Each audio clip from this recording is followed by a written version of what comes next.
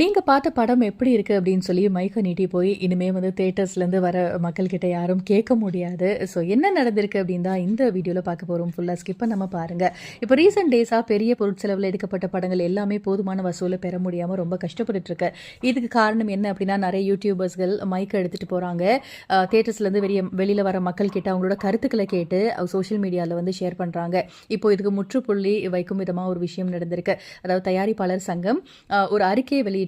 அது எல்லாருக்கும் ரொம்ப பெரிய ஆச்சரியத்தை ஏற்படுத்தியிருக்கு. அதாவது அந்த அறிக்கையில் என்ன சொல்லியிருக்காங்க அப்படின்னா, ஒரு படத்தை பார்த்துட்டு அந்த படத்தில் இருக்கிற பாசிட்டிவ் அண்ட் நெகட்டிவ் கமெண்ட்ஸை சொல்றதுக்கு விமர்சகர்களுக்கு எல்லாருக்குமே உரிமை இருக்கு. ஆனால் சமீப காலமாக குறிப்பாக தமிழ் திரைப்படங்களுக்கு படத்தை விமர்சனம் செய்வது மட்டும் இல்லாமல் அந்த படத்தில் நடித்த நடிகர்கள் ஆகட்டும், இயக்குநர்கள் அப்படின்னு எல்லாருமே பார்வையாளர்கள் தாக்கி பேசுகிற ஒரு கருத்தை யூடியூபர்ஸ் என்ன பண்ணுறாங்கன்னா அவங்களோட சேனலில் பதிவிட்டு வராங்க.